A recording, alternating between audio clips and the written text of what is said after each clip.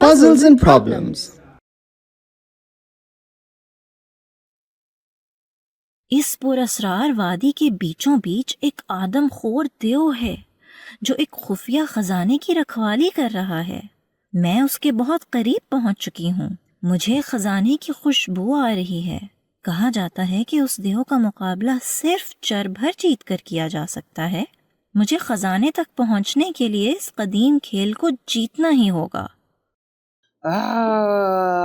किसने जुर्रत की मुझे नींद से जगाने की? आदम्बू आ रही है, हा हा हा हा हा। नहीं बचोगे तुम मेरे हाथ से। क्या तुम मरने के लिए तैयार हो?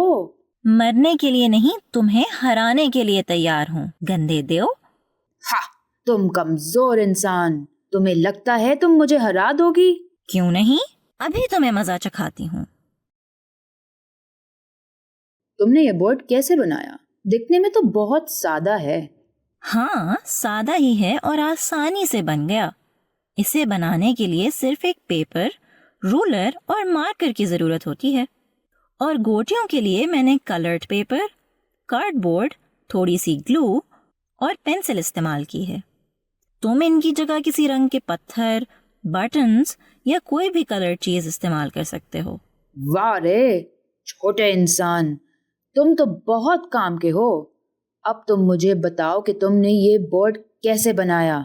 हम सबसे पहले एक बड़ा स्क्वायर बनाते हैं, फिर उसके अंदर एक छोटा स्क्वायर और उसके अंदर एक और छोटा स्क्वायर। अब इन तीनों स्क्वायर्स की साइड्स को बीच में से एक एक लाइन के जरिए आपस में जोड़ना है। अब गोटियों के स्टार्टिंग पॉइंट्स को मार्क करना है। जिन पॉइंट्स पर लाइंस आपस में मिलती हैं, यानी लाइंस के इंटरसेक्शन पॉइंट्स, वहां छोटे दायरे या नुक्ते बनाने हैं। हमारे पास टोटल 24 स्टार्टिंग पॉइंट्स होने चाहिए, तमाम इंटरसेक्शंस पर बराबर डिस्ट्रीब्यूटेड। 2 खिलाड़ियों के लिए 2 मुख्तलिफ रंगों की गोटियां सिलेक्ट करनी हैं। एक रंग की 9 गोटियां एक खिलाड़ी की तरफ होंगी, जबकि दूसरे रंग की 9 गोटियां दूसरे खिलाड़ी की तरफ। अब हमारा चर भर बोर्ड तैयार है। अब मैं तुम्हें रूल्स समझाती हूँ। तुम मुझे रूल्स बताओगी? मुझे सारे रूल्स आते हैं। अच्छा, तो बताओ फिर, गेम में क्या करना होता है?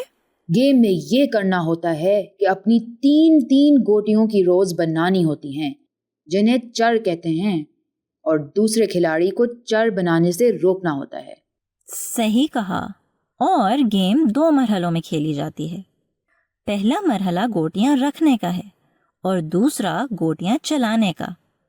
पहले यानी गोटियां रखने के मरहले में दोनों खिलाड़ी बारी बारी बोर्ड पर इंटरसेक्शंस पर अपनी गोटियां रखते हैं।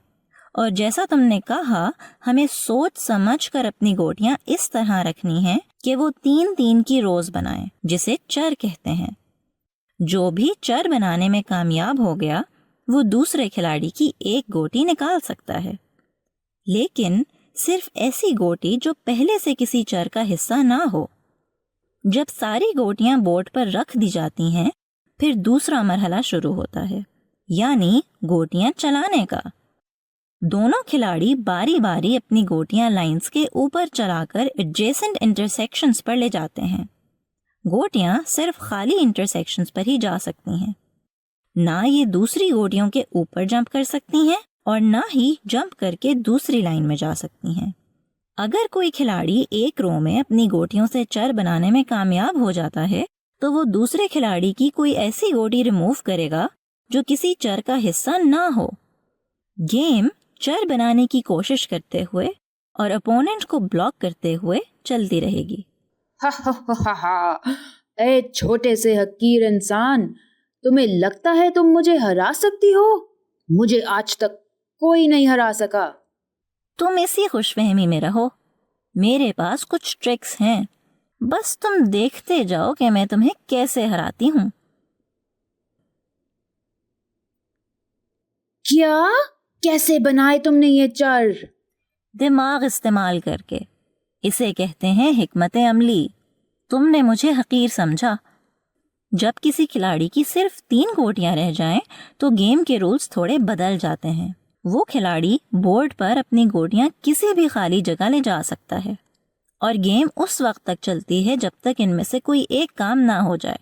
یا تو کسی کھلاڑی کی صرف 2 گوٹیاں رہ جائیں یا پھر وہ کوئی بھی نئی چال نہ چل سکے.